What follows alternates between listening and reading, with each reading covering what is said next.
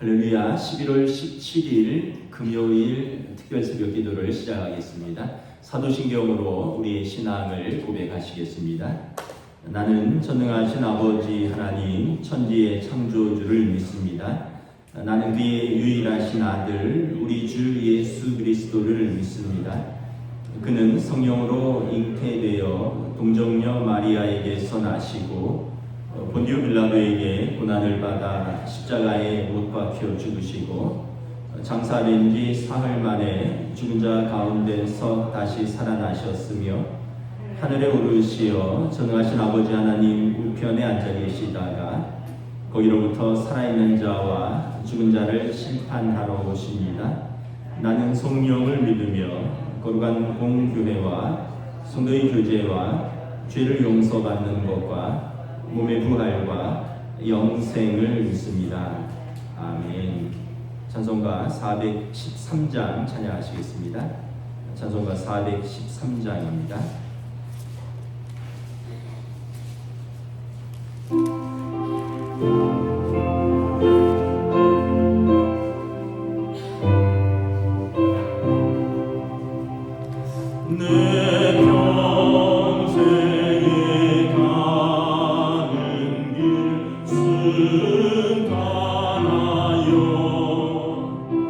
늘 잔잔한 강가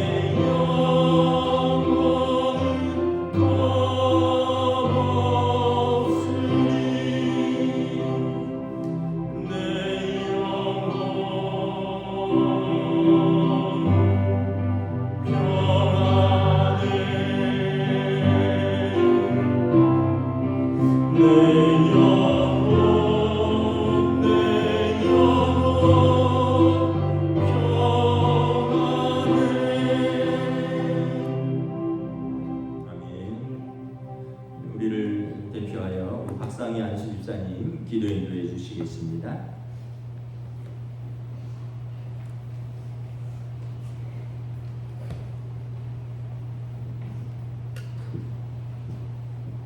사랑하신 하나님 아버지, 축의 특별 새벽 기도로 교회 창립 67주년을 맞이하게 해주신 은혜 감사드립니다.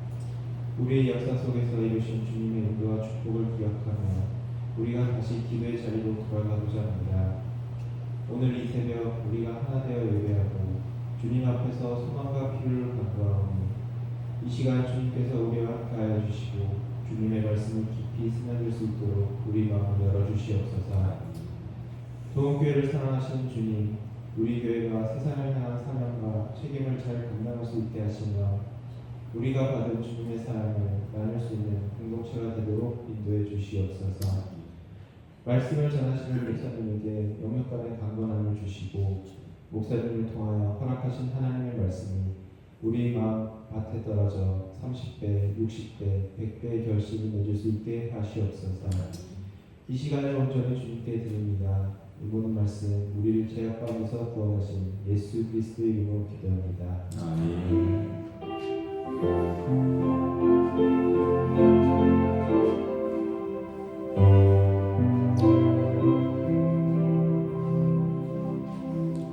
오늘 우리 주신 하나님 말씀은 구약성경 시편 40편 1절 2절 말씀입니다.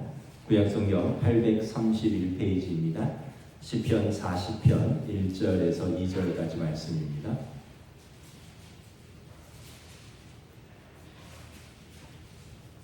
다 찾으신 줄 알고 저 여러분들이 한 절씩 교도하도록 하겠습니다. 시편 40편 1절 2절입니다. 내가 여호와를 기다리고 기다렸더니 귀를 기울이사 나의 부르짖음을 들으셨도다. 나를 기가 막힌 웅덩이와 수렁에서 끌어올리시고 내 발을 반석 위에 두사 내 걸음을 견고하게 하셨도다. 아멘. 네, 할렐루야. 네, 오늘 특별 새벽 기도에 나오신 우리 성도들을 주님의 이름으로 또 환영하고 축복합니다. 영하로 떨어진다고 일기예보가 그랬는데 새벽에 이제 제가 볼 때 영하까지는 아닌 것 같고 한 0도쯤 되지 않을까.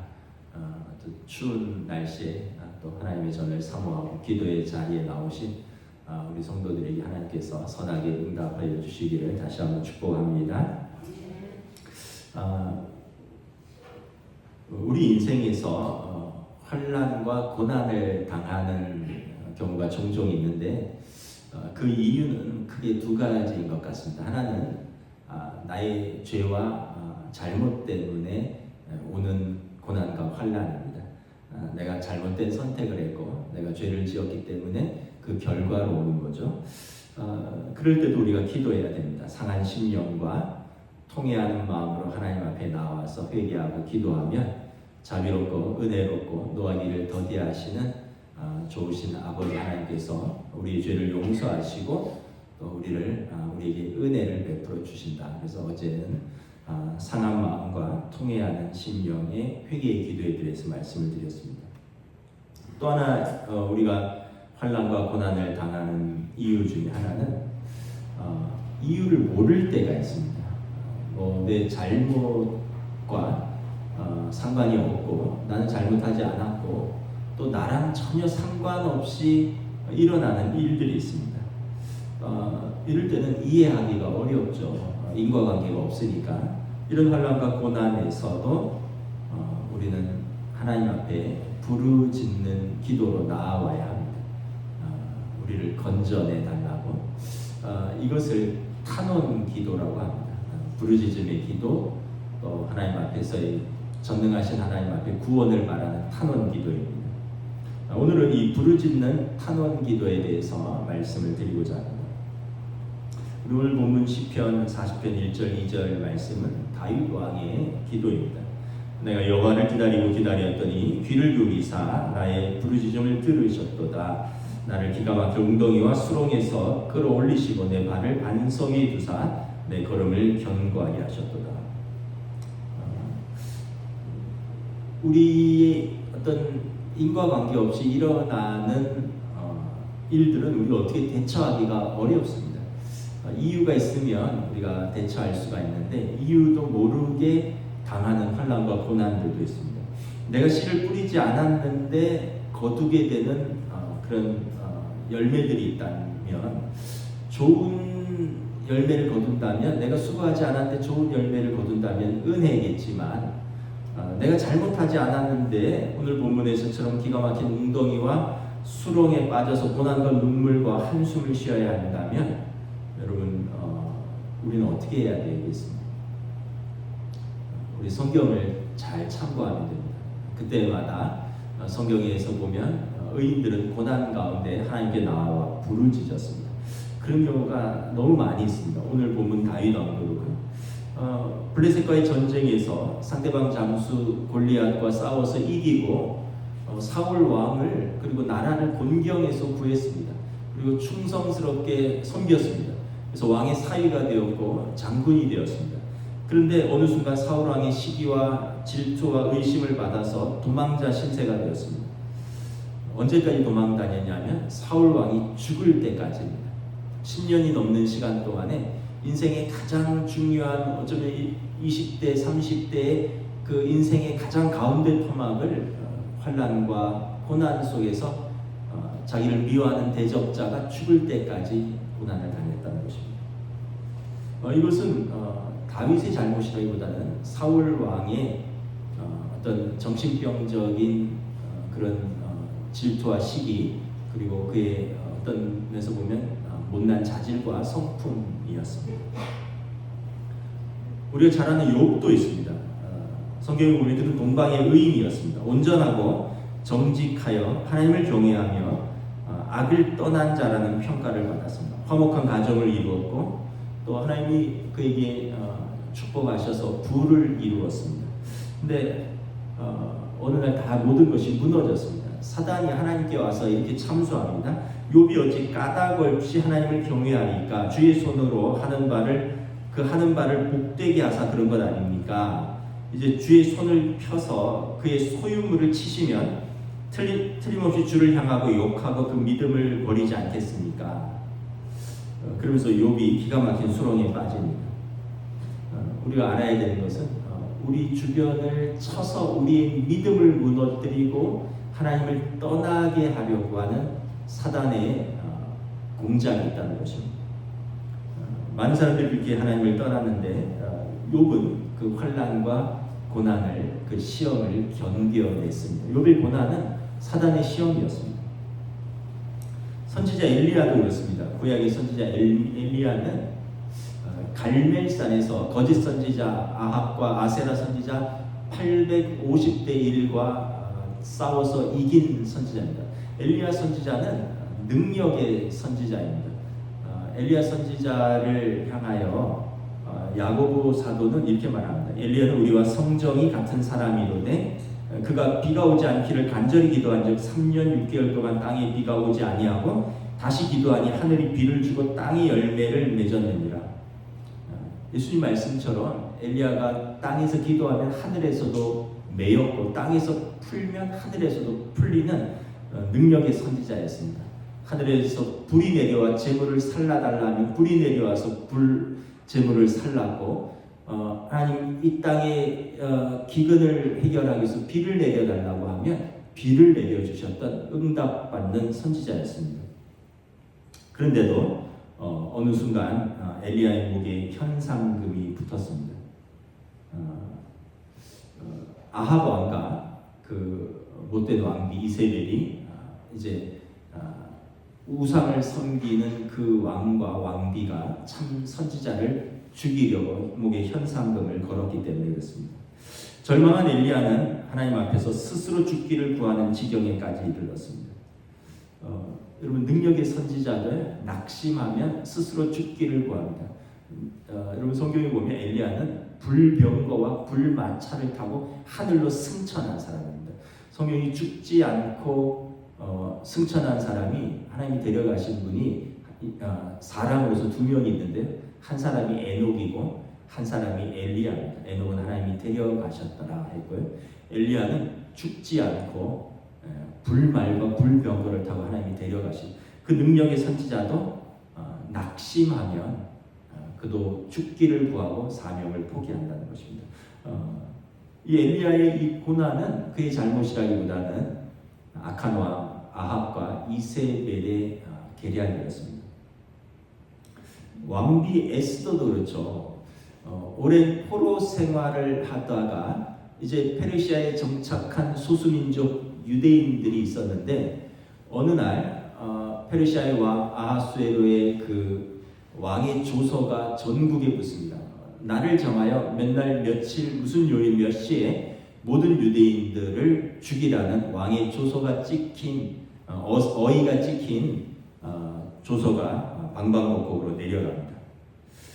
유대인들은 이유도 모르고 그날 죽게 되는 것입니다.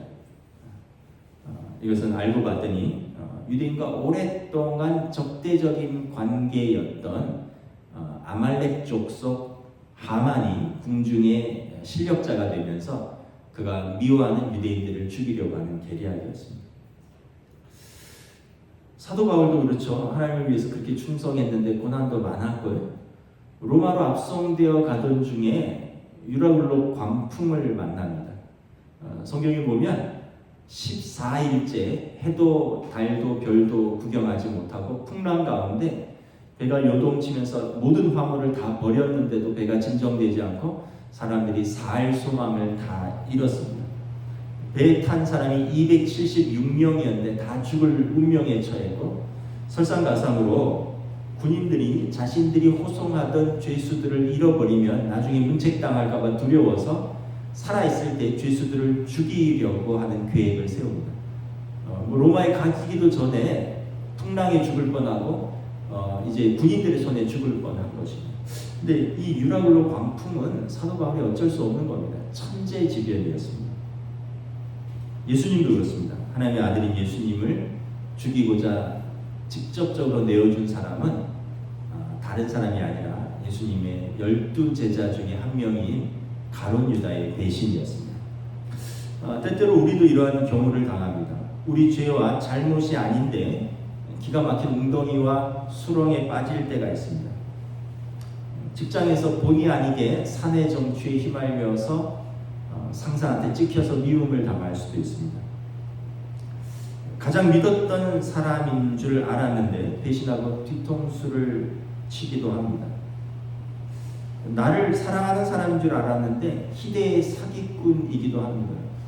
좀 더 우리가 경찰 조사를 지켜봐야겠지만 전 펜싱 국가대표였던 남현희 씨 같은 경우 정말 희대의 사기꾼한테 걸린 것 같습니다. 신혼부부가 두 사람이 모은 전 재산을 지불하고 신혼집 전세를 구했는데 이게 뉴스에서만 보던 전세 사기에 내가 걸릴 때도 있습니다.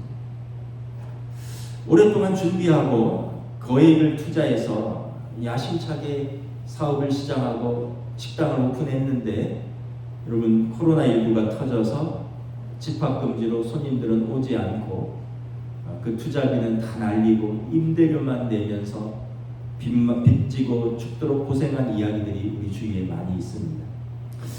우리 주위에 이런 기가 막힌 이야기들이 넘쳐날 때가 있습니다.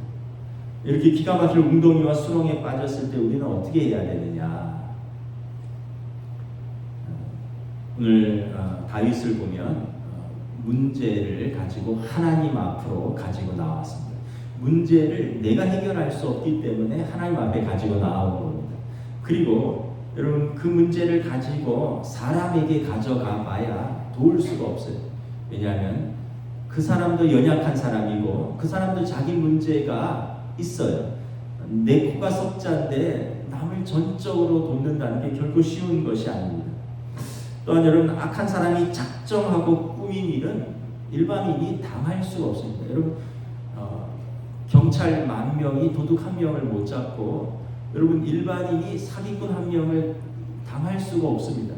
작정하고 꾸민 사람들을 이길 수가 없습니다. 다윗 왕의 경우는 사울 왕이 마음을 바꿔서 다윗의 문제를 해결해 줘야 되는데 이미 사울 왕은 마음의 병이 깊었습니다. 왕인데 왕의 자존감을 잃었고요. 왕의 품위를 잃었습니다. 미움만이 가득했습니다. 그래서 마음이 병이 깊어진 사울왕은 죽을 때까지 다윗을 미워했습니다. 죽을 때까지 다윗을 죽이지 않으면 그는 살 수가 없는 사람이었습니다. 다윗 왕의 경우는 문제를 일으킨 사람이 해결할 방법이 없어요. 엘리야도 그렇습니다. 아합 왕과 이세벨 그 왕비가 서로 부창부수인지라 서로 악한 사람들이었고 결코 엘리야를 살릴 마음이 없었습니다. 자기들이 궁정에서 후원하던 거짓 선지자들을 엘리야가 꺾었기 때문에 엘리야를 죽이는 것만이 그들의 명분이었습니다. 결국 이 아합 왕과 이세벨이 죽지 않는 한 엘리야가 죽든지 이세벨과 아합이 죽든지였습니다. 에스더 경우도 그렇고요. 유대민족은 하만이 죽지 않으면 살아날 방법이 없는 것입니다. 욥 같은 경우도 그렇습니다. 사단의 시험이었습니다. 하나님 앞에서 사단이 작정하고 욥이 하나님을 떠나는지 하나님을 신뢰하는지 한번 그를 쳐서 시험해 보겠다고 하나님께 아예 허락을 받고 욥을 시험하는 것입니다. 친구들이 도우려고 여러 명이 왔는데 욥을 위로하기보다는 욥의 마음에 깊은 상처를 안깁니다. 신앙의 말로 욥과 논쟁하면서 오히려 욥의 마음에 상처만을 남깁니다. 이것은 하나님께서 사단의 계획을 무너뜨릴 때만 해결이 가능한 것입니다. 여러분, 사도 바울이 당한 유라굴로 광풍은 천재지변입니다. 코로나19도 천재지변입니다. 이건 불가항력적인 것입니다. 사람이 어떻게 할 수 있는 부분을 넘어섰습니다. 그럼 어떻게 하느냐? 우리가 할 수 없는 부분이기 때문에 그냥 손 놓고 있어야 하느냐? 그냥 거기서 눈물 흘리고 절망하고 있어야 되느냐? 그럴 수 없다는 거죠. 왜냐하면 우리는 하나님의 형상을 닮았고 하나님의 성품을 가졌고 그래서 하나님의 자녀이기 때문에 우리는 하나님 앞에서 울어야 되는 것입니다. 하나님 앞에서 부르짖어야 되는 것입니다. 하나님 앞에서 발버둥 쳐야 되는 것입니다. 하나님만이 나를 살려줄 수 있다고, 하나님께서 우리 가정을 구원할 수 있다고, 하나님께서 이 문제를 해결할 수 있다고. 이것이 여러분 기도입니다. 문제 가운데서 손 놓고 자빠지는 것이 아니라 하나님 앞에 울부짖으면서 우리가 절망하지 않겠다고, 난 하나님을 붙들겠노라고 발버둥 치며 탄원하는 것이 기도입니다. 우리가 어찌할 수 없는 상황과 문제, 기가 막힌 웅덩이와 수렁에 빠졌을 때 하나님 앞에서 살려고 부르짖고 발버둥 치는 것, 이것이 기도입니다. 문제를 하나님 앞에 가져가야 되는 것입니다. 그러면 여러분, 하나님 앞에 가져갔으면 기도를 해야 되잖아요. 물론 우리가 울기만 해도 하나님 우리 마음을 아셔요. 성령께서 말할 수 없는 탄식 가운데 우리의 마음을 감찰하신 하나님께서 그 하나님 앞에 나와서 울기만 해도 아셔요. 그런데 여러분, 그래도 우리가 뭐라고 기도해야 되지 않겠습니까? 하나님의 성품을 붙들고 기도하는 것입니다. 하나님은 공의의 하나님 아니십니까? 하나님 의인이 망하는 것을 두고 보실 것입니까? 하나님 악인이 형통하고 의인이 고난에 빠졌는데 하나님 건져내지 않으실 것입니까? 하나님은 살아계시고 당신을 찾는 자들에게 상 주시는 분이심을 내가 믿고 살아왔는데 하나님 저를 건져내지 않으실 것입니까? 하나님께서는 의인을 선대하고 악인을 심판하시는 공의의 하나님인 줄 알았는데 나의 믿음이 잘못된 것입니까? 하나님께서 나를 지으셨고 나를 아시고 나를 부르셨고 나를 사랑하시고 나의 삶에 관심이 있다고 하지 않으셨습니까? 그 감찰하시는 하나님께서 그 약속을 지키지 않으실 것입니까? 하나님께서 당신의 자녀가 깊은 수렁과 웅덩이에 빠졌는데 악한 아버지라도 자기 자녀에게는 좋은 것을 줄 줄 안다고 하셨는데 하늘 아버지께서 나를 건져내지 않으실 것입니까? 하늘에 수많은 해와 달과 별들을 만드시고 우리의 머리카락까지 세시며 참새 5마리가 2 아사리온에 팔리는 것을 아시는 하나님께서 나를 외면하실 것입니까? 예수님께서 당신의 이름으로 하나님 아버지께 무엇이든지 구하라고 예수님께서 말씀하셨는데 내가 지금 예수님의 이름으로 나와서 지금 내가 하나님 앞에 나의 부르짖음에 하나님 내 부르짖음에 귀를 기울이시고 나를 돌아보지 않으시겠습니까? 여러분, 우리의 탄원의 기도는 하나님의 성품에 호소하는 것입니다. 하나님의 언약을 붙들고 하는 기도인 것입니다. 하나님께 억울함을 호소하고 또 하나님의 언약을 붙들고 하나님의 성품을 신뢰하면서 하나님의 구원하심을 기도하는 것입니다. 다윗 왕이 탄원 기도를 가장 많이 하신 분입니다. 여러분, 속상할 때 시편을 한번 쭉 읽어보세요. 우리 마음이 그 마음입니다. 시편에 그냥 속상한 마음들, 너무 실망한 마음들, 낙심한 마음들, 너무 화난 마음들 하나님 앞에 다 쏟아놓는데 마치 어린아이가 엄마나 아빠 앞에 와서 다 일러주는 것 같아요. 시편 3편에 보면 여호와여 나의 대적이 어찌 그리 많은지요 일어나 나를 치는 자가 많으니이다. 많은 사람이 나를 대적하여 말하기를 그는 하나님께 구원을 받지 못한다 하나이다. 여호와여 주는 나의 방패시요 나의 영광이시요 나의 머리를 드시는 자이십니다. 여호와여 일어나소서 나의 하나님여 나를 구원하소서. 주께서 나의 원수의 뺨을 치시며 악인의 일을 꺾으셨나이다. 구원은 여호와께 있사오니 주의 복을 주의 백성에게 내리소서. 다윗 왕은 아주 원초적으로 하나님 앞에 호소합니다. 탄원합니다. 나를 구원해달라고, 원수의 뺨을 치고 악인의 일을 꺾어달라고, 내 대적이 왜 그렇게 많은지 모르겠다고. 사람들이 나를 말하기를 하나님께 구원받지 못한 자라고 한다고. 그러니 하나님이 나를 구원하셔서 하나님 당신의 이름을 높이시고 내가 하나님의 백성인 것을 증거하여 주시옵소서. 시편은 다윗의 탄원 기도로 가득 차 있습니다. 여러분, 그러면 우리가 이렇게 하나님 앞에 나와서 기가 막힐 수렁과 웅덩이에서 건져달라고 기도할 때 하나님께서 어떻게 도와주십니까? 먼저는 여러분, 하나님이 우리 부르짖음을 들으십니다. 우리를 불쌍히 보십니다. 여러분, 성경에 보면 하나님께서 보신다라는 표현이 있어요. 출애굽하기 전에 이스라엘 백성의 그 바로의 압제 가운데 부르짖는 소리를 하나님께서 들으시고 그들을 불쌍히 보셨습니다. 그리고 하나님께서 모세를 그들에게 보내십니다. 예수님께서 문둥병자를 불쌍히 보셨어요. 귀신 들린 여종을 불쌍히 보셨습니다. 삭개오를 긍휼히 보셨습니다. 나면서부터 안진뱅이 된 자를 불쌍히 보셨어요. 나면서부터 눈을 보지 못하는 자를 불쌍히 보셨어요. 예수님께서 보셨습니다. 하나님께서 우리의 기도를 들으십니다.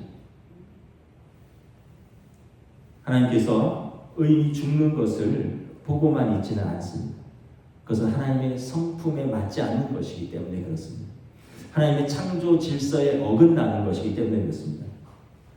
하나님께서 친히 기도하는 자들을 만나 주셨고요, 눈물을 닦아 주셨습니다. 하나님께서 욥의 눈물을 닦아 주시고 그를 만나 주셨습니다. 욥의 고백이 무엇입니까? 내가 죽게 대하여 귀로 듣기만 하였사오나 이제는 눈으로 배운나이다. 고난 속에서 하나님을 눈으로 만나는 그런 하나님의 놀라운 임재를 체험했다고 고백합니다. 하나님께서 고통에 몸부림치는 그 자녀를 돌보십니다. 탈진한 엘리야 선지자가 죽기를 구하는데 엘리야를 그리치네가로 인도하시고 그를 푹 재우셔요. 너무 고통스러워서 잠을 자지 못하는 엘리야를 푹 재우셔요. 성경에 보면 시편에 하나님께서 그 사랑하는 자에게 잠을 주시는도다. 너무 고통스러워서 잘 수도 없는 그를 푹 재우시고 까마귀를 통해서 음식을 공급을 하십니다. 먹이셔요. 그리고 엘리야에게 격려하십니다. 너만 홀로 남은 게 아니야. 바알에게 무릎 꿇지 않은 선지자들이 7,000명이나 더 있어. 걱정하지 마. 너 혼자 아니야. 하나님께서 먹이고 재우시고 그리고 다시 힘을 주시고 위로하시고 격려하시고 다시 엘리야를 사명의 자리로 보내십니다. 그리고 다시 그를 능력의 선지자로 사용하십니다. 하나님께서 고난을 고난으로 끝나지 않게 하시고 고난을 통과하도록 도우시면서 고난을 통과하는 그를 연단하시고 그를 준비시켜서 하나님의 사람으로 쓰십니다. 다윗 왕이 그 긴 고난의 세월 동안 얼마나 힘들었겠습니까? 근데 다윗 왕은 그때 하나님을 누구보다도 깊이 만났고 환난 속에서 인내를 배웠습니다. 인내 속에서 연단을 배웠습니다. 그리고 연단 속에서 소망을 바라보았습니다. 정금같이 연단되었고 다윗 왕은 이스라엘의 왕으로 준비되었던 것입니다. 하나님께서 기도하는 자에게 담대함과 자유함을 주십니다. 히브리서 13장 6절 말씀입니다. 주는 나를 돕는 이시니 내가 무서워하지 아니게 하겠노라. 사람이 내게 어찌하리요. 에스더가 이 담대함으로 나아갑니다. 내가 오늘 이 자리에 오른 것이 오늘 바로 이때를 위한 것이 아니겠느냐. 죽으면 죽으리이다. 뭐 죽기밖에 더 하겠느냐. 그런데 하나님께서 나를 도우시지 않겠느냐. 사람이 내게 어찌하리요. 하나님께서 에스더를 통하여 왕의 마음을 감동시키셨고 악한 하만의 계략을 꺾으셨습니다. 하나님께서 기도하는 자에게 위로와 평안함을 주십니다. 유라굴로 광풍 속에서 모든 사람이 절망했습니다. 거기에는 선장도 있었고 백부장도 있었고 많은 상인들도 있었고 또 죄수들도 있었는데 그 276명의 사람들에게 사도 바울이 이렇게 위로와 평안을 선포합니다. 내가 여러분들에게 권면합니다. 이제는 안심하십시오. 여러분 중 아무도 생명에 아무런 손상이 없을 것이고 오직 100분일 것입니다. 내가 속한 바 곧 내가 섬기는 하나님의 사자가 어젯밤에 내 곁에 서서 말씀하셨습니다. 바울아 두려워하지 말라. 내가 가이사 앞에 서야 하겠고 또 하나님께서 너와 함께 항해하는 자들을 다 내게 주셨다 하셨습니다. 그러므로 여러분이요 안심하십시오. 나는 내게 말씀하신 그대로 되리라고 한 하나님을 믿습니다. 우리가 반드시 한 섬에 걸릴 것입니다. 그럼 죄수가 그 풍랑 가운데서 낙심한 사람들에게 이렇게 선포하는 것입니다. 하나님의 위로와 평안을 선포하는 것입니다. 스위스에 본부를 둔 NGO 메데어라는 NGO 단체가 있습니다. 이 단체는 분쟁 지역의 사람들을 돕는 특화된 NGO입니다. 이 대표가 앤 라이체마라는 여자분인데 남아프리카 공화국 선교사의 딸인데 남아프리카 공화국에서 일어난 많은 차별과 이것을 보면서 하나님의 마음으로 돕고자 설립하고 또 이렇게 돕는 것입니다. 남수단에서 주로 활동합니다. 남수단에서 난민들을 도와서 우물을 파고 또 식량을 구호단체들을 통해서 공급하고 이 의사들과 간호사들 의약품들을 통해서 내전으로 또 지뢰로 다친 사람들을 치료하고 이런 일들을 하는 것입니다. 어느 날 남수단에서 그때도 예전처럼 난민들을 도울 때 부족 간의 전쟁이 일어났습니다. 여러분 아프리카의 지도를 이렇게 보시면 그 지도가 막 인위적으로 선이 그어졌다는 것을 볼 수 있어요. 중동도 그렇습니다. 여러분 정상적인 지도는 꾸불꾸불해야 됩니다. 우리나라 38선도 인위적으로 그었지만 약간 꾸불꾸불하잖아요. 원래적인 국경은 이렇게 토끼 모양이잖아요. 근데 여러분 중동의 지도나 아프리카 지도를 보세요. 자로 그은 것처럼 쫙쫙쫙쫙 가 있어요. 동과 서로 남과 북으로 이게 이제 제국들이 통치하다가 이제 1차, 2차 세계대전이 끝나면서 나라를 돌려주면서 자기들이 선을 그은 것입니다. 대부분 영국과 프랑스가 선을 그어서 그렇게 나눠주고 그러다 보니까 그 부족들이 그 선 안에서 그냥 갈라져 버렸어요. 원래는 부족들 나름대로의 그 국가들이 있었는데 자기들이 식민 통치를 하다가 이제 그걸 풀어주면서 자기들 편의대로 자를 대고 그냥 거버렸어요. 그래서 아프리카 지도나 중동의 지도를 보면 세로로 쫙쫙 대각선으로 가로로 쫙쫙 그어진 것을 볼 수가 있습니다. 인위적인 지도입니다. 그러니까 부족 간의 전쟁이 끊임없이 일어나는 것입니다. 그 안에 살지만 원래 다른 부족이거든요. 그러니까 이 부족들의 전쟁이 일어나면 상대방 부족을 완전히 말살하도록 전쟁이 일어나는 것입니다. 그러나 남수단의 어느 지역에서 봉사활동을 하는데 부족 간의 전쟁이 일어났고 두 부족이 연합해서 한 부족을 공격을 하기 시작했습니다.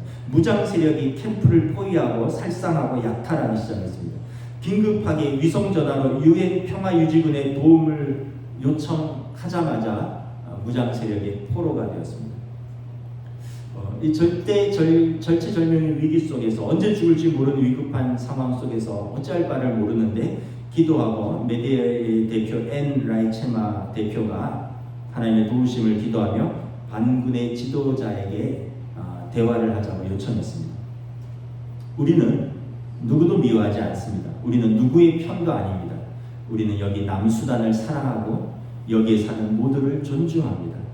우리는 여기서 고통받는 사람들에게 식량과 물을 공급하고 내전으로 다친 사람들을 치료하는 사람들입니다.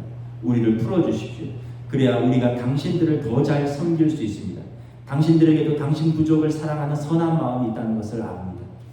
최대한 상대방을 자극하지 않고 그를 존중하면서 그의 마음에 선한 마음이 일어나도록 그의 마음에도 하나님의 형상이 회복되도록 기도하면서 그에게 이야기를 했습니다. 잠시 침묵이 흐르더니 무장 세력의 지도자가 옅은 미소를 띠면서 부하들을 불러서 명령했습니다. 이들을 유엔 평화유지군의 긴급 구호 헬기가 도착하기로 한 약속된 시간과 장소까지 너희들이 안전하게 데려다 주라. 그 절망적인 상황 속에서 그 깨어진 그들의 마음 속에 하나님이 역사하셨습니다. 그분이 한 것은 기도했다고 합니다. 기도하면서 이 깨어진 그들의 마음을 회복시키시고 하나님께서 하나님의 사람들을 구원해달라고 기도하는 것밖에 없다라고 말합니다. 그리고 기적이 일어났다라고 말합니다.